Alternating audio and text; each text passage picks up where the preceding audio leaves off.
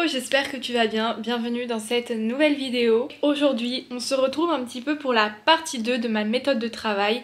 Il y a quelques semaines, vous avez fait une vidéo entière sur comment je travaille pendant mon externat en médecine. Donc si tu l'as toujours pas vue et que ça t'intéresse, je te la mets juste ici. Mais là, on se retrouve un petit peu pour la suite de la vidéo. En tout cas, ça fait sens avec la première vidéo, puisque là, je vais plus vous présenter mes outils pour lesquels je travaille durant mon externat. Les sites internet, je vous en ai déjà parlé, mais là je vais encore plus en parler en profondeur avec les détails, comment je les utilise, à quel moment de ma journée, combien de fois par semaine. Et voilà, tous les sites en fait. Parce que j'en ai plusieurs. Si tu ne me connais toujours pas, je suis en 5e année de médecine, donc ma dernière année avant le concours écrit, donc c'est vrai que c'est une année assez dense où je vous partage un max de choses pour que si vous passiez après justement l'EDN, le concours de 6e année, vous puissiez avoir quelques pistes pour vous, pour votre méthode de travail, votre organisation, etc. Je ne parle pas plus, nous allons commencer la vidéo. Hello, moi c'est Emma et bienvenue sur ma chaîne. Ici, tu trouveras du contenu sur la médecine car je suis étudiante en médecine. Mais pas que, tu vas me trouver aussi dans d'autres vidéos un peu plus fun où on va parler de voyage et de nourriture. Donc si t'es ready, je te laisse avec la suite de la vidéo.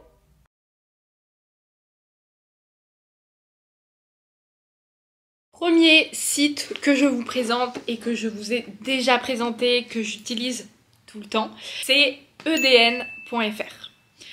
Petit récap pour ceux qui ne connaissent pas, mais en gros, j'ai commencé edn.fr qui est une application, donc mobile sur iPad, que tu peux avoir justement, et je l'ai commencé en début de 4e année. Tu peux retrouver dans cette application toutes les fiches des items. Vraiment, ils ont fiché tous les items. Donc si par exemple ta méthode de travail, ce n'est plus de travailler après avec les collèges, mais de travailler sur des fiches, tu peux très bien les utiliser. Moi je les utilise pas parce que je fais mes propres fiches, si vous avez vu ma première vidéo, mais j'ai déjà vu leurs fiches et je les ai même déjà essayées pour comparer avec mes fiches. Et franchement, elles sont super bien faites. Tu peux retrouver aussi dans leur site, et ce qui est le truc majeur que j'utilise, et c'est pour ça que je l'ai pris, c'est des questions par item. Tu vas avoir un pool de questions sur l'item en particulier que tu vas pouvoir faire une fois que tu as révisé l'item, parce que comme je l'ai dit, l'apprentissage c'est la répétition de QCM, ça va aussi par ça, comme on passe où tu fais énormément de QCM. Et du coup tu peux vraiment avoir un gros pool de questions sur chaque item, chaque matière, qui fait que tu vas t'entraîner vraiment énormément et du coup acquérir des connaissances sur le chapitre. Je fais un petit point particulier parce que vous êtes nombreux à me demander ça sur Instagram, mais en fait quand tu fais des questions sur leur site par exemple sur un item, tu peux activer le mode ancrage. Qu'est-ce que c'est que le mode ancrage? C'est un mode qui va permettre de faire comme la méthode DJ avec les courdes, c'est-à-dire que les questions que tu as faites en mode ancrage, elles vont se répéter dans le temps à intervalles plutôt réguliers, et surtout quand tu te trompes directement le lendemain, tu vas les reavoir pour te re-entraîner. Et en fait, tu vas avoir au bout d'un moment, après un certain nombre de questions d'ancrage, tu vas avoir justement un pool de questions par jour qui correspond à tes ancrages.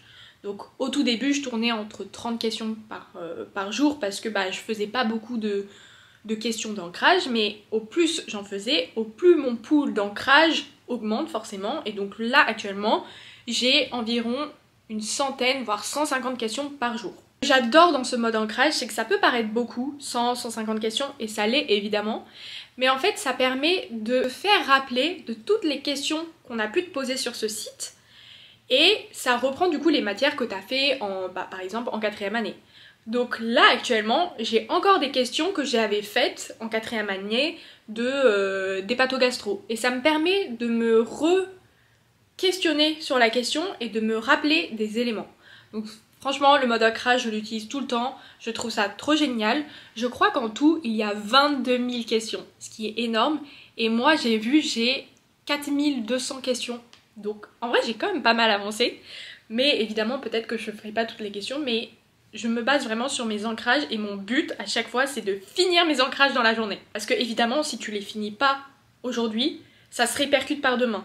Donc t'as tes questions d'ancrage du lendemain, plus les questions que t'as pas faites du jour. Après t'accumules et tu peux plus faire les ancrages quoi.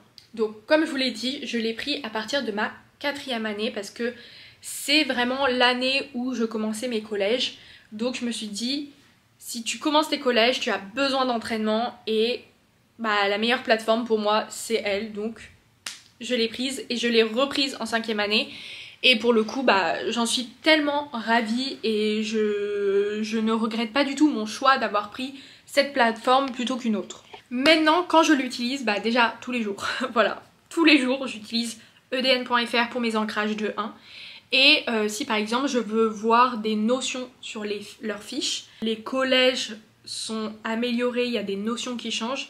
Et donc au lieu de reprendre tout le collège, je vais directement dans les fiches EDNI puisqu'ils les mettent eux-mêmes à jour avec les nouvelles informations en surlignées en jaune, donc tu peux pas les louper. Deuxième outil que j'utilise, et ça par contre c'est depuis la 5e année, donc depuis le début de cette année, je l'utilisais pas avant en 4e année, c'est Conf Cartesia. En fait ce que j'aime dans Conf Cartesia, c'est que ça s'assemble avec edn.fr. C'est-à-dire que edn.fr c'est beaucoup, comme je vous ai dit, l'entraînement. Alors que Conf Cartesia, ce sont des vidéos qui sont faites par des internes ou des médecins sur les notions de cours. Donc là, on est beaucoup plus dans la notion de cours théoriques en vidéo. Donc ça me permet d'avoir à la fois l'entraînement, à la fois les cours, parce que je vous ai dit que bah, je vais pas souvent à la fac parce que c'est loin et que j'aime pas trop. Par contre, les vidéos, je trouve ça hyper intéressant et surtout, ça me permet de réviser des anciennes notions ou des notions nouvelles que je suis en train d'apprendre un petit peu différemment que sur des collèges parce que bah, c'est des médecins qui font des cours avec en plus des dossiers progressifs possibles qu'ils peuvent mettre en exemple. Je peux vraiment cibler le cours que je veux, donc c'est-à-dire que là cet après-midi si j'ai envie de faire de l'endocrinologie uniquement sur le diabète, bah, je prends la vidéo de cours associée. Ça me permet donc de réviser mais aussi de comprendre les nouveaux collèges. Au bout d'un certain temps, quand je travaille 4 heures par exemple à mon bureau, en train d'écrire, en train de revoir mes fiches, je me lasse assez facilement, j'en ai marre. Du coup, ça me permet de faire comme une sorte de petite pause, évidemment, mais je travaille, mais c'est une petite pause dans le sens où je vais changer ma méthode de travail. Je vais me poser, me mettre une petite vidéo où on va m'expliquer calmement, tranquillement, et moi, j'ai juste à écouter. Et je trouve que c'est assez bien de faire les deux, parce que bah, ça permet de pas être trop non plus dans le dur, et de pouvoir se dire, ok, bon là, je vais pas écrire, je vais un petit peu me reposer. Des fois, il m'arrive même, j'avoue, de me mettre dans mon lit pour regarder une petite vidéo, surtout les vidéos de radiologie. Je me mets dans mon lit, je suis allongée tranquillement, et là, je regarde. Franchement, je trouve ça trop bien. Gros coup de cœur de cette année, et du coup, je vais l'avoir jusqu'à la fin de mon EDN écrit. Et pareil, je pense que ça va pas mal m'aider pendant les révisions en été pour encore balancer et revoir par des vidéos les anciens collèges. Le dernier site que je vais vous présenter et qui est incroyable. Voilà, je ne pèse pas mes mots. Franchement, les 3 sites que je vous dis, c'est vraiment de mon expérience personnelle, ça m'aide énormément. Le 3e site, c'est un site uniquement pour la LCA, lecture critique d'articles. C'est vraiment une matière que l'on a aux écrits à l'EDN, donc en début de 6e année, qui est une épreuve difficile. Voilà, moi franchement je trouve ça assez difficile, je sais que c'est assez controversé, il y en a qui adorent, il y en a qui détestent. Moi j'aime bien, mais je trouve ça difficile. Les notions sont difficiles à comprendre parce que oui, il y a un collège, oui, on peut se baser sur des cours, mais faut déjà énormément s'entraîner et en plus les notions quand tu les lis, je trouve que ça s'ancre pas forcément bien comme des notions basiques de collège. Je sais pas si c'est que moi. J'ai commencé LCA 1 depuis du coup encore le début de ma 5e année et en gros c'est un site qui est fait par un interne de cardiologie où il y a vraiment 37 vidéos sur toutes les notions de LCA que l'on peut et que l'on doit connaître. Ce que j'adore en fait c'est que les vidéos sont super bien expliquées. Vraiment, là j'ai pas fini tout le programme, je suis à, je crois, à 50% du programme et j'ai ressenti vraiment une amélioration de dingue en LCA.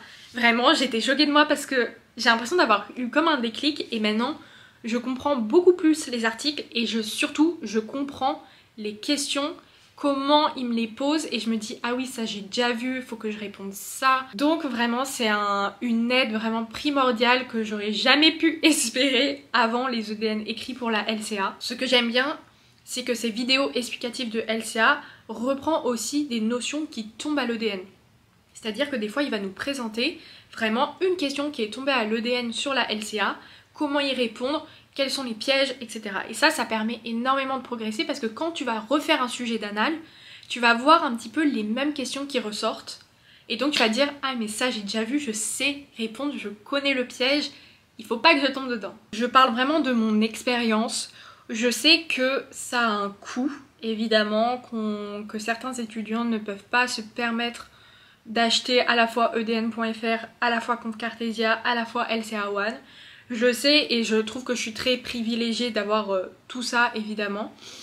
Après, je vous ai présenté vraiment les différents aspects, à vous de choisir ce que vous préférez avoir ou non. Voilà, c'est pas essentiel d'avoir les trois, je suis totalement d'accord avec vous. Si vous êtes plus intéressé pour faire des entraînements, bah redirigez-vous plus vers edn.fr. Si vous voulez plus avoir des cours, des explications, plus vers Compte Cartesia. Et si vous voulez vraiment revoir que la LCA, plus vers LCA One. Je partage vraiment mon avis totalement honnête et sincère sur ces trois outils que j'utilise vraiment quotidiennement. À vous de faire le choix et à vous de faire votre propre expérience évidemment. J'espère que cette vidéo vous aura plu et vous aura aidé. N'hésitez pas à me dire si vous avez des questions ou des choses qui sont pas claires ou des choses que vous aimeriez que je réexplique ou bref, ce que vous voulez, dites-le moi en commentaire. Si vous n'êtes toujours pas abonné, c'est le moment et likez la vidéo si ça vous a plu. Et on se retrouve pour une prochaine vidéo. Bye!